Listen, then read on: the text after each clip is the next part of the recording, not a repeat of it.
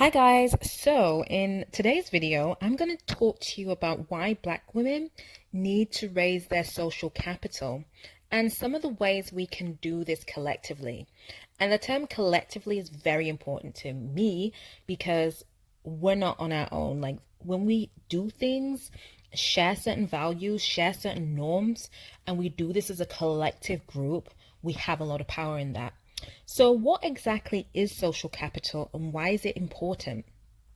So, social capital is the effective functioning of a social group through interpersonal relationships, a shared sense of identity, a shared understanding, shared norms, shared value, trust, cooperation, and reciprocity. And why this is important for Black women is because we need to create a new standard for ourselves in the name of self-preservation, right? We've got, young daughters, young men, young women who are looking up to us, and we've got to set the standard for them, right? So we cannot afford to view ourselves as an island living in this reality by ourselves because, what we do as individuals and what we do collectively has a mark and an impact on our future for our children and for future generations to come. So we really can't look at ourselves as individuals. We are a collective. And one of the reasons why I do the work that I do is that I don't see myself as an individual Black woman. I see myself as a drop in the ocean of the collective of Black women. So I know my behavior, my standard will and can affect the view of all Black women. And no matter how great or successful or happy I can be on my own, without sharing experiences and wisdom and knowledge and tools with other Black women in my social group, I am of no value to the collective. And we're all here to leave a legacy and to make this world a better place, right? So I believe if more Black women adopt this mentality of this collective mindset, we can literally break down so many barriers that faces on all aspects, economically, personally, and spiritually, right? So we know that collectively we've been rejected in Western society, and we kind of need to acknowledge this subconscious mindset that we have that was kind of adopted by us. We didn't create it. This was maybe from our parents and their parents told them things or behaved in certain ways. And we've just naturally adopted these things. And we kind of need to examine them and really take the good bits and throw away the bad bits, right? And I think it's so important for us to definitely look at our relationship to our Black men as well, because this is a really important piece of the Black woman, because the Black woman isn't in isolation. We have the Black man, which creates the Black community, right? And we have to understand that there is a lot of subconscious mindsets that affect all of us. And I just want to talk about a few of those things in this video.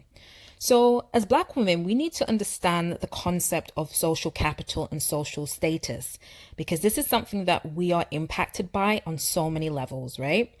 We know from our history, things like colorism is a thing. And, we know that dark skin, particularly dark skinned Black women, are seen as less desirable when compared to maybe white women or biracial women or even any other woman of any ethnicity. Black women seem to be kind of like in a society or Western society seem to be at the bottom. And we all know that. Let's not just front or pretend. And yes, things are changing, but we do still have some way to go. And this is really linked to social capital. And when I do say less desirable, I don't mean like less attractive.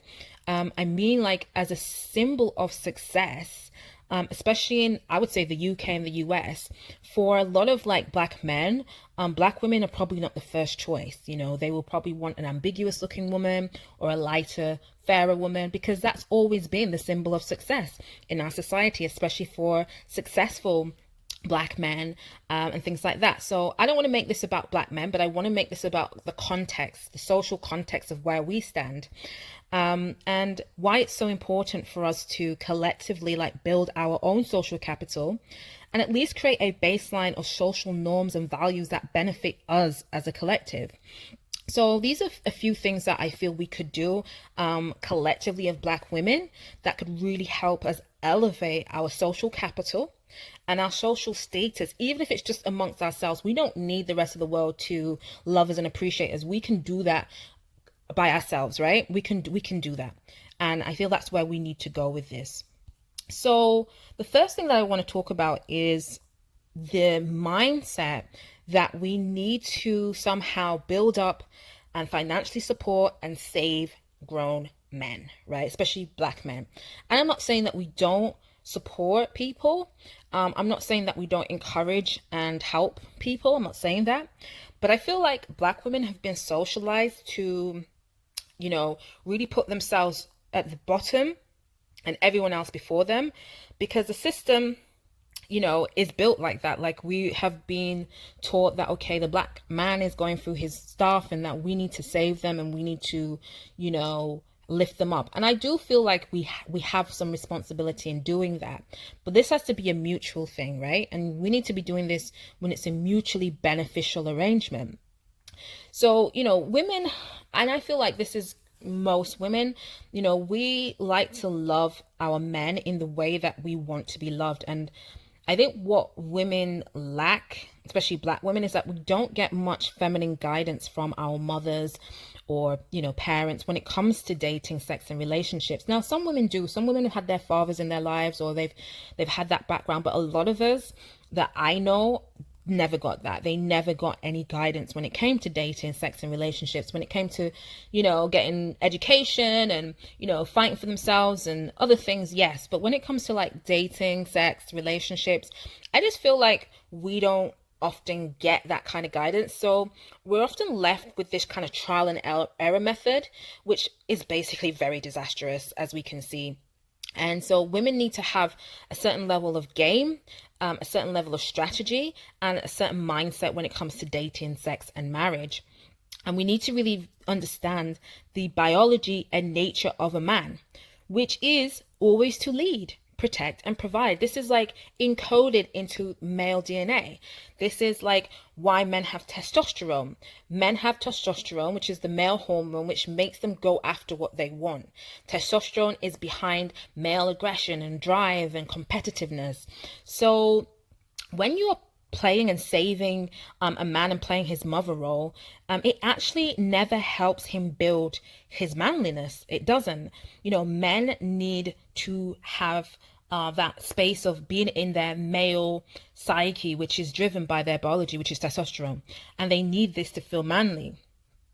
So, whenever women start babying and looking after men, it actually lowers his testosterone and actually increases his estrogen, which is the feminine or female hormone, because we both have testosterone and estrogen in our bodies. So whenever a man is being mollycoddled or not leading, it actually raises his female hormone, which is estrogen.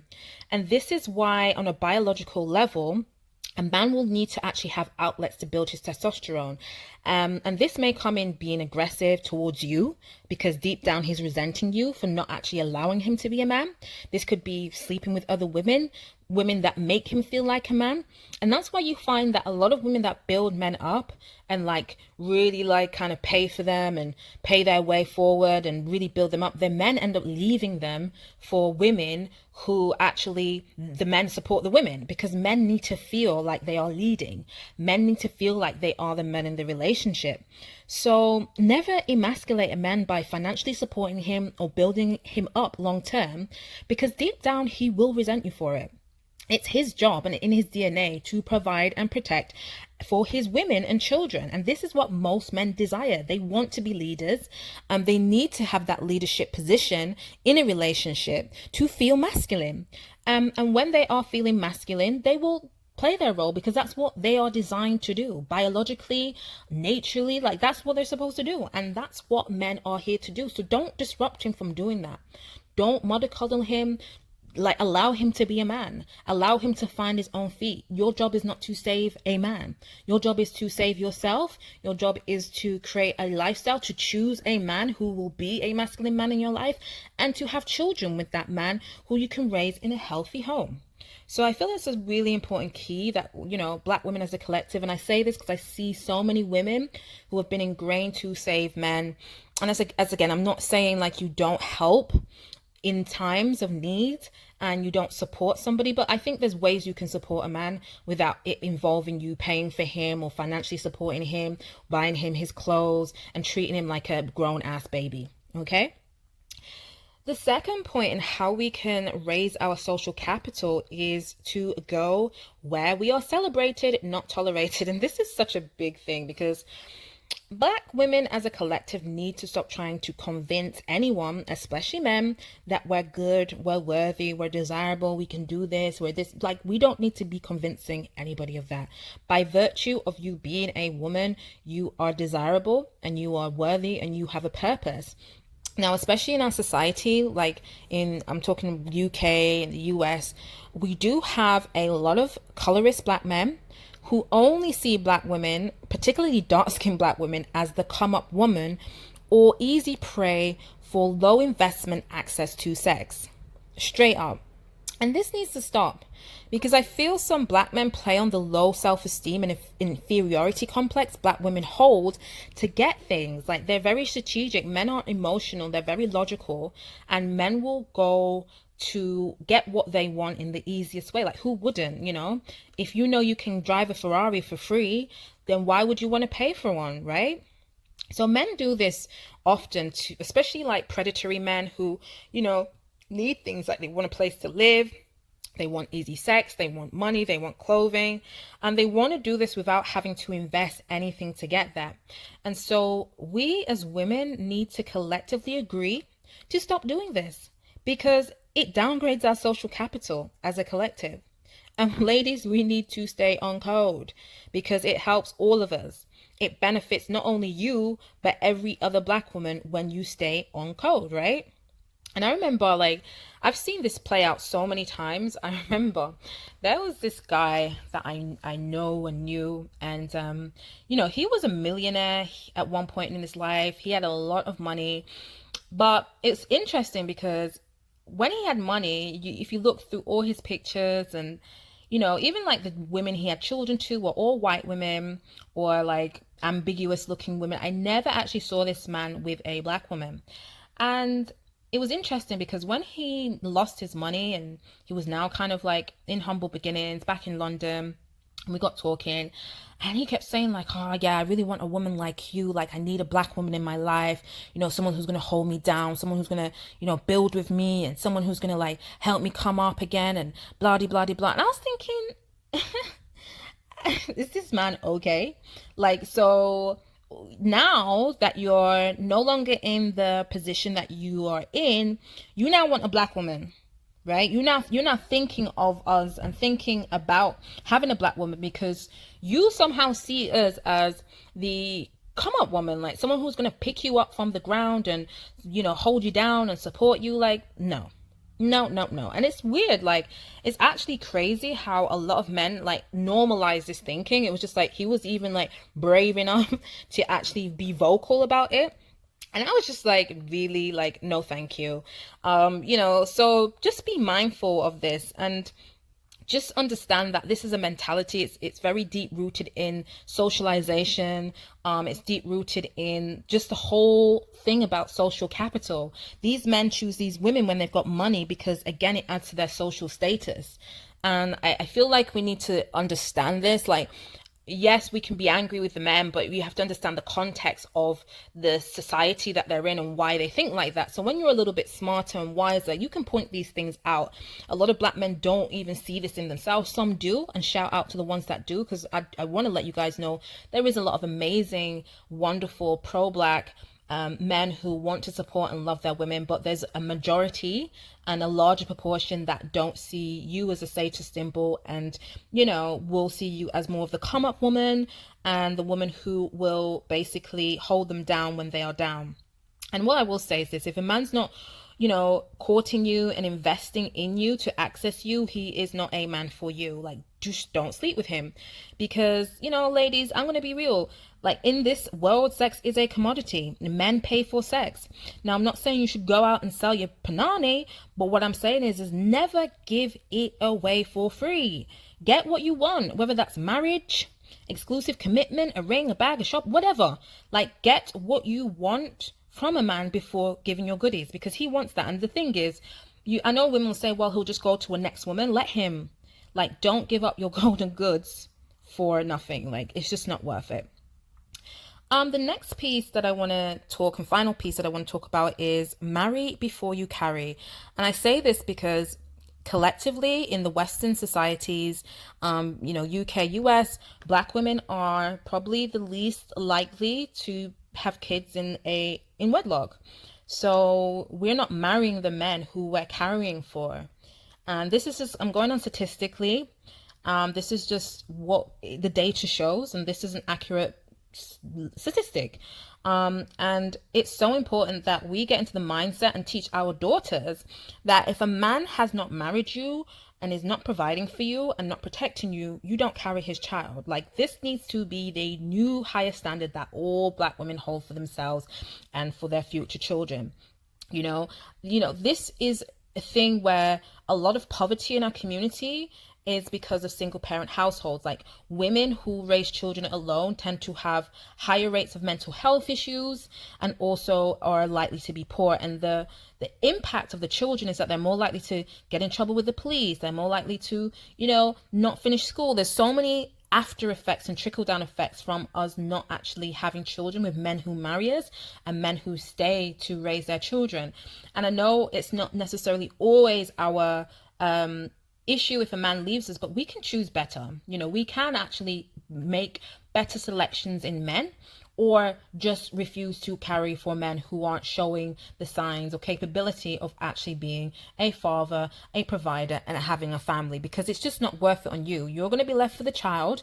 You're going to be the one to suffer. You're going to be the one to not be able to fulfill your potential. Whereas if you didn't have a child, maybe you could have on your own. So, don't be quick to rush into relationships, especially with men who are not willing to, play the role. And some men don't even want family. Some men just don't want the responsibility.